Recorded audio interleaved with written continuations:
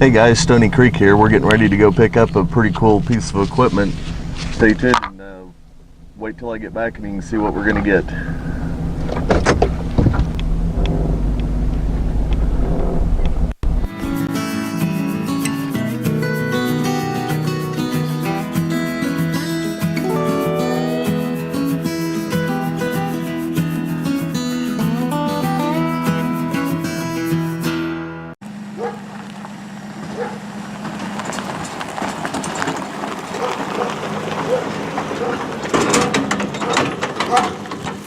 Hey guys, I made it back. Let me show you what we ended up getting here.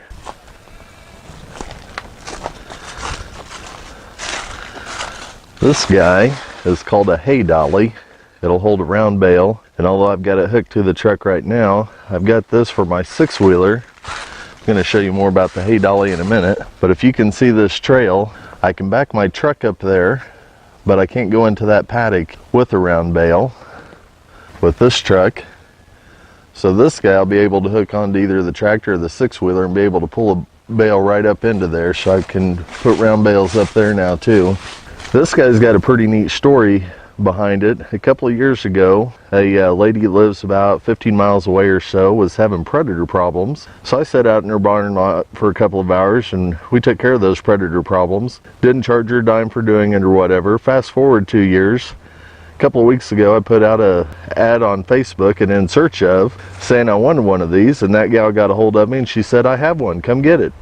I asked her how much she wanted for it and she said, you help me out, this has only been sitting in my pasture for 10 years, I've not used it, come get it. So that's a pretty cool deal.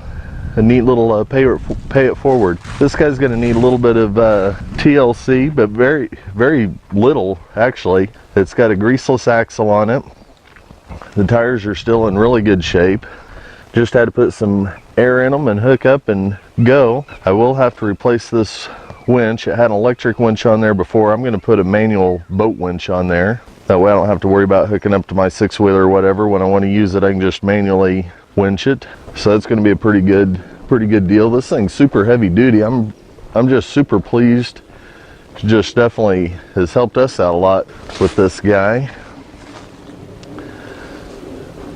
See here, it's got a travel pin on it. That way the winch isn't carrying the load when you're actually traveling. See if I can do this one-handed, hold the camera and do the winch at the same, do this pin at the same time. Actually, I don't think I will. Let me set it down. I'm going to pull that pin and then I'll put those forks down and raise them back up a little bit. Okay, I've got the pin pulled. You can see that that would lower down and just back up to a round bale. Then pick that joker right back up.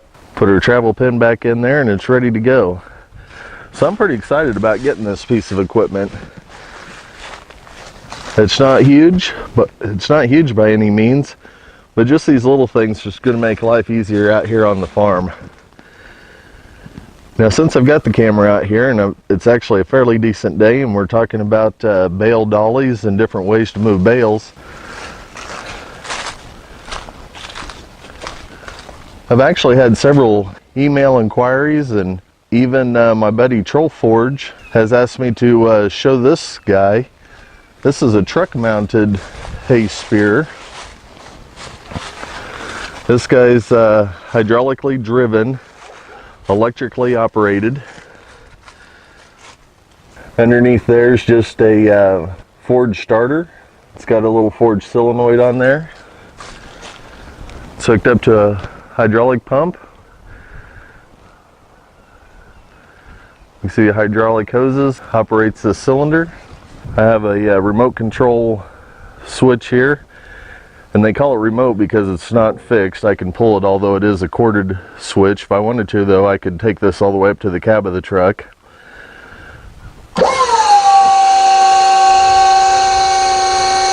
So you can see just by a lever, that spike's going to go down.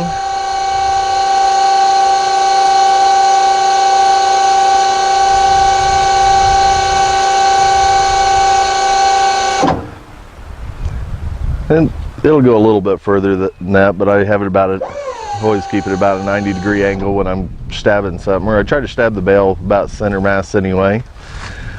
Then flip my switch, flip my lever the other direction, and it'll stow that thing.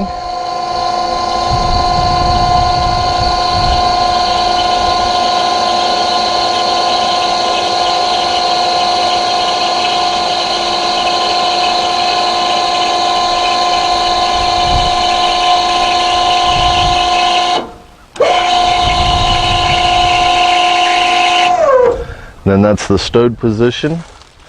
One of the questions was how it's actually mounted in the truck. It looks like a big T when it's removed from the truck. You can see here I've got a bolt. This just goes through the body, through the bed. There's a bolt over on that side that goes through the bed.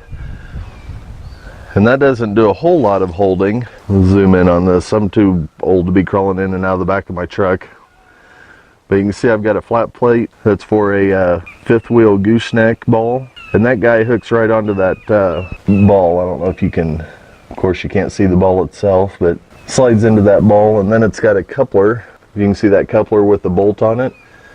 That then has a kind of a C groove like this, and it'll slide over that ball, and then you can bolt it into place, and that keeps that from lifting back up when I've got the weight of a bale on here.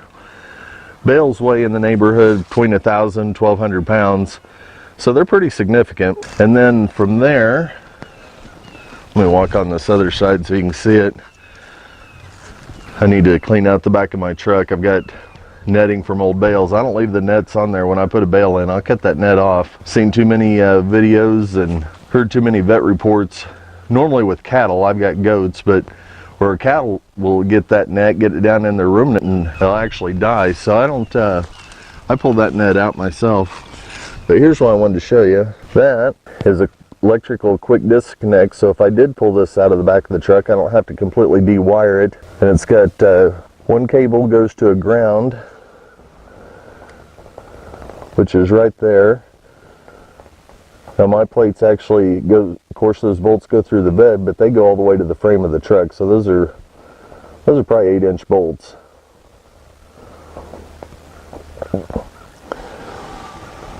And then this other cable that goes forward, we've got a hole drilled through the bed that it goes through, and then I've got it going underneath the cab inside the frame. I've got it wire tied inside there. It goes all the way up, and then it actually connects to my battery. So it's got power all the time. It runs straight off the battery. But anyway, like I say, my buddy TrollForge had asked about it, and then I've gotten several email questions and messages on how this thing operates and how it works. So hopefully that answers that question. And if you want to see this in action, of course, I'll put up a link to our Ketchum hay feeder where you can actually see a hay bale on the back of this truck and how that spike is employed. Come back over here to this guy. It's probably not going to happen in the next day or two, but hopefully within the next week or so, I'll get a new winch on there. I'm going to have to cut that winch off. Probably have to do a little bit of fabrication for a new mount for the new type of winch I want to put on there, but I'll video all that. It might be kind of fun for some of y'all. But anyway, I just wanted to share this with you. Well guys, as always, I appreciate y'all. Appreciate you watching this morning, and be sure to hit that like and subscribe button. Hit that little bell if you want to see when the new updates are coming in, so that way you're notified. And we'll see you next video. Y'all take care now.